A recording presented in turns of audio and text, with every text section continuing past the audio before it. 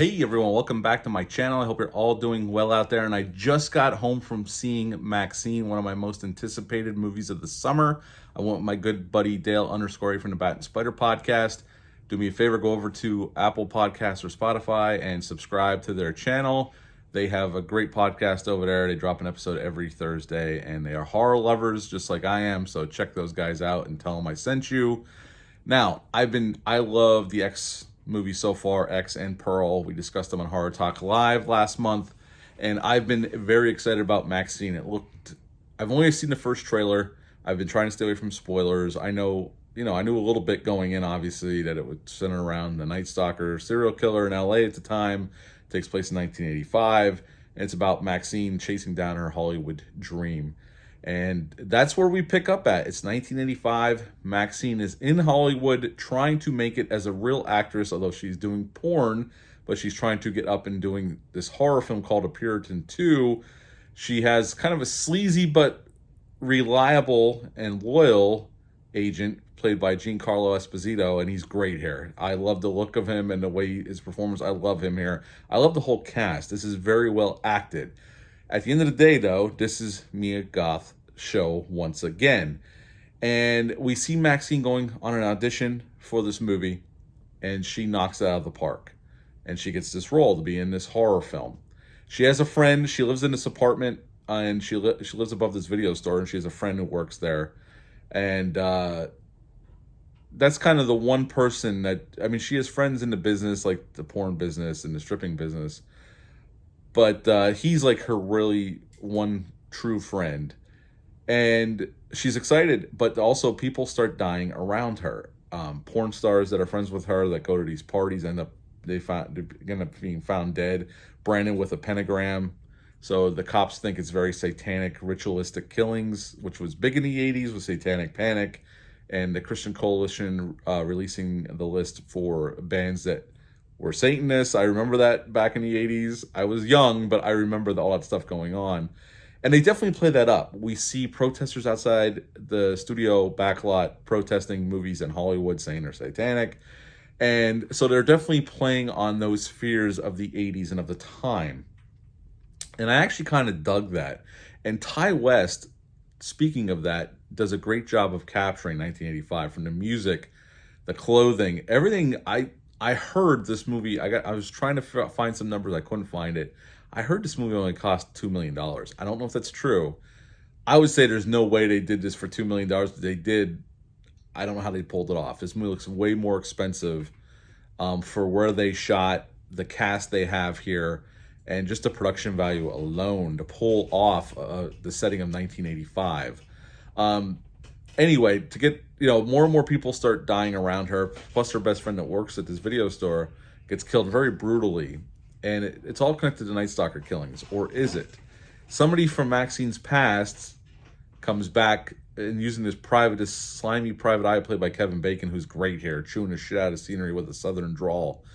And they find Maxxine, and they want her to know that they know what happened in Texas, and they're going to ruin her career if she doesn't play ball. And it all culminates in finding out that Maxxine's, this is spoiler heavy, so if you haven't seen the movie yet, don't watch this review, stop right now. Maxxine's father hired Kevin Bacon to find her, and he and his followers are the ones that are killing people around Maxxine and making it look like the Night Stalker. And they set it up almost like he's trying to scare people back to coming back to Christ. Now, obviously, he's mental.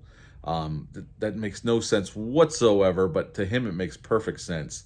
And all culminates in this house in the Hollywood Hills, and he has her strapped to a tree, and his followers around are going to perform this ritual, this exorcism, and they're filming it. And the cops show up, played by Bobby Cannavale and Michelle Monaghan, who's in this movie as well. They play a couple of the homicide detectives. And we get a shootout. People get killed in brutal ways. We get a shotgun blast to the face, very Tom Savini-esque from The Prowler. Looks amazing.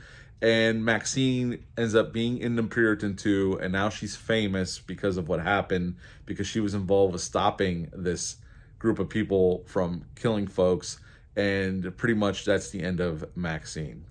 So what to like about this film besides the things I already said? Well, I'm going to go over again. The acting is phenomenal. And Mia Goth rocks the role once again in Maxxine, as she did in X, and then she rocked the role of Pearl from Pearl.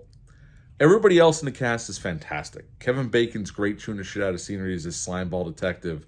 Bobby Cannavale and Michelle Monaghan are great. Giancarlo Esposito is great as well. Everybody across the board is awesome here. Again, this is Mia Goth show, but there's more, there's a bigger cast here than some of the other films, for sure. And there's a lot of, Kevin Bacon's in this film more than I thought he would be, and he is great here as well. The killings, there's not a ton of them, but when they happen, they're very brutal, very violent, and very gory. I love the anesthetic of this film. This film sets the tone early with the lighting choices, definitely gives off that 80s seedy, slimy Hollywood feel, but it also is very Giallo-esque with the lighting. As I have behind me, you see a lot of reds, a lot of blues in this film. It's very Giallo-esque, from the kills, especially the kill in the video store, the way it's shot. You can tell Ty West is definitely paying, at least in my opinion, paying homage to Dario Argento, Mario Bava, filmmakers of that ilk from the Giallo films. I love the Hollywood setting, the behind the scenes, making these movies. We even get I know it's been talked about online, but we get an appearance by the Psycho House and the motel, because we're able to shoot in the back lot of Universal. It's definitely a movie that I'm going to become obsessed with. I absolutely loved it. Is it perfect? No, it's not perfect. I think as much as I like the setup for the ending, and I even liked the ending, it's rushed through. Now, I know, if they would have explored a little bit more, this movie would have pushed 2 hours or plus. I get that. But I like the idea of this religious fanatic, her father, and his cult followers doing this. But it's so rushed through at the end. It's well shot, it's well put together, but it's rushed to get to the ending at this point. It's like full pedal to the metal right to the end. So in that aspect, I was a little disappointed with the way the ending was handled in terms of pacing. It just flies right through it. I understand why that was. They had to get it over with. I mean, horror movies that go 2 hours plus, it's hard to justify that unless it's The Shining or It or something like that. But overall, I loved this film. I love the look of it. I love the feel of it. Love the score, the acting, the setting of 1985. It just is a movie that was made for somebody like me. I enjoyed it immensely. And even though I would say it's not perfect, it definitely cements itself as, the whole trilogy overall is one of the best horror trilogies we've ever gotten. I'm not afraid to say that, in my opinion. And if they made a fourth one, I wouldn't be mad at it. I really wouldn't. I'd like to see Maxxine again on screen.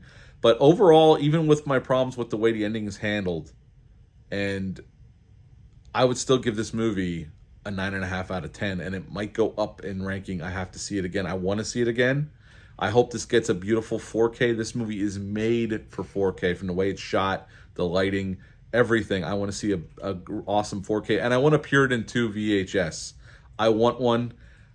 I know it's just a prop, but I want one of those so badly. And if there's somebody making them, I want to buy one. I want to buy one and put it in my backdrop for my videos behind me here. But yes, 9.5 out of 10 for Maxxine. Have you seen it yet? Leave a comment down below. Let me know. Are you a fan of the X trilogy? Let me know that down below.